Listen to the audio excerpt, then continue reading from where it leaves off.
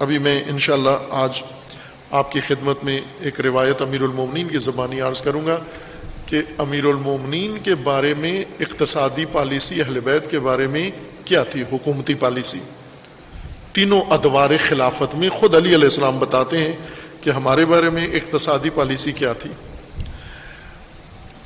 اب اہل بیت اپوزیشن کی حیثیت رکھتے تھے اور ہمیشہ ان کے اوپر نظر تھی اور ہمیشہ تک رہی ہے. امام عصر کے غیبت تک اہل بیت کا کھٹکا، ائمہ کا کھٹکا ہر حکومت کے دل میں تھا.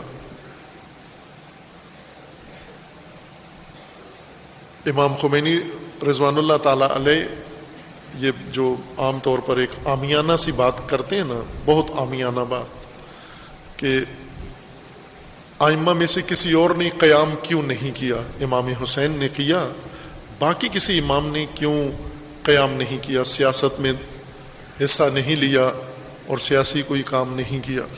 یہ عامیانہ سی بات ہے، جاہلانہ بات ہے.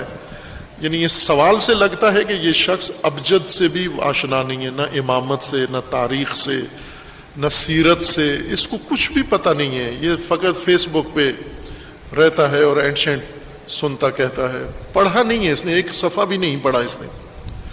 امام نے اس کا ایک موٹا سا جواب دیا. موٹے دماغوں کے لیے موٹی بات ہی مناسب ہوتی ہے، باریکیاں باریک بین لطیف ذہن کو سمجھ میں آتی ہیں، موٹے دماغوں کو موٹی بات بتانی ہوتی ہے.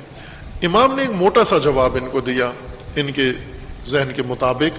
وہ یہ تھا کہ اگر کسی امام نے سیاست میں حصہ نہیں لیا تو پھر ہر امام کو شہید کیوں کیا؟ اور کیا بھی حکومتوں نے، چوروں نے نہیں کیا، گینگسٹر نے نہیں کیا، قاتلوں نے، کرائے کے قاتلوں نے نہیں کیا. سب ائمہ حکومتوں کے ذریعے کیوں شہید ہوئے؟ اگر ائمہ کو سیاست سے کوئی تعلق نہیں تھا، حکومتوں سے کوئی غرض نہیں تھی، تو ایسے بے ضرر لوگوں کو حکومتیں کیوں ماریں؟ بات غور طلب ہے کہ حکومت کس کو راستے سے ہٹاتی ہے؟ جس سے حکومت کو خطرہ ہو، اور وہ بھی احتمالی خطرہ یا موہوم خطرہ نہیں، جس سے حقیقی خطرہ ہو. اور اہل بیت سے ہمیشہ ہر حکومت خطرے میں تھی اور انہوں نے مناسب اقدام کیے ہوئے تھے اہل بیت کو محدود کرنے میں. لوگوں کو اہل بیت سے اور اہل بیت کو لوگوں سے دونوں کام کیے. پابندیاں لگائی ہوئی تھیں، لوگوں پر پابندیاں تھیں کہ آپ نہیں آ سکتے، ائمہ پر پابندیاں تھیں آپ کسی شہر میں نہیں جا سکتے، یا بعض اوقات خلفاء حکمران بنو امیہ اور بنو عباس کے خیرخواہی کی نیت بظاہر رکھ کر ان کو اپنے پاس بلا لیتے تھے. جیسے مامون الرشید نے کیا، امام رضا علیہ السلام کو خراسان میں اپنے دربار میں بلا لیا کہ میرے پاس رہیں آپ. بظاہر کیا تھا کہ مجھے آپ کی بہت یاد آتی ہے، میں چاہتا ہوں روزانہ آپ کی زیارت کروں، آپ مقدس ہستی ہیں، اس لیے میں چاہتا ہوں مجھ سے دور نہ رہیں آپ. ساتھ کیوں رکھا؟ چونکہ اسے پتہ تھا کہ مشکل بن سکتی ہے.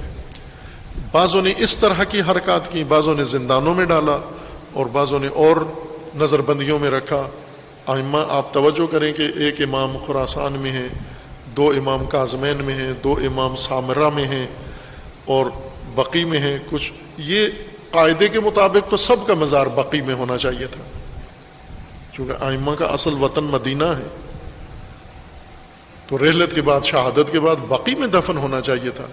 لیکن یہ ائمہ جو بقی میں نہیں اپنے وطن میں، یہ کیوں آئے؟ اس لیے کہ خطرہ تھا ان سے، اور انہیں ان شہروں میں لا کر، یہ جو سامرہ میں مدفون امام ہیں ان کو عسکریین کہتے ہیں.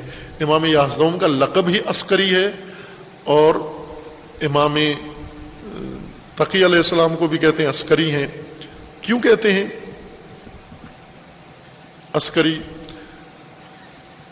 اس لیے نہیں کہ ان کا نام عسکری تھا یا ان کا خاندانی نام یا آبائی نام عسکری تھا، ماں باپ نے رکھا تھا، اس لیے نہیں تھا. عسکری، عسکر چھونی کو کہتے ہیں، فوج کو کہتے ہیں، سپاہ کو کہتے ہیں. اور یہ 2 امام وہ تھے جو پوری عمر فوج کے کنٹرول میں رہے، فوجی علاقے میں رہے، چھونی میں رہے، کینٹ میں رہے،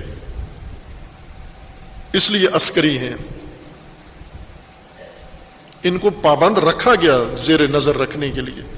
تو یہ امام نے فرمایا کہ یہ سارے ائمہ نے اس لیے شہادت نوش کی ہے کہ وہ سیاست میں مداخلت نہیں کرتے تھے، اس وجہ سے انہیں شہید کر دیا گیا۔ ہر امام کی زندگی پڑھو اور ان کی امامت کا جو تقاضا تھا اس کے مطابق ان کے اقدامات اور ان کا عہد اگر دیکھو تو آپ کو لگے گا کہ کسی امام نے امامت کا تقاضا چھوڑا نہیں ہے، امامت کا فریضہ اور ذمہ داری پوری کی ہے۔ امامت کو محدود کرنا، محجور کرنا، لوگوں سے دور رکھنا اور لوگوں کو امام سے دور رکھنا، یہ تمام حکومتوں کی پالیسیاں تھیں اور انہوں نے کامیابی کے ساتھ یہ اقدامات کیے ہیں۔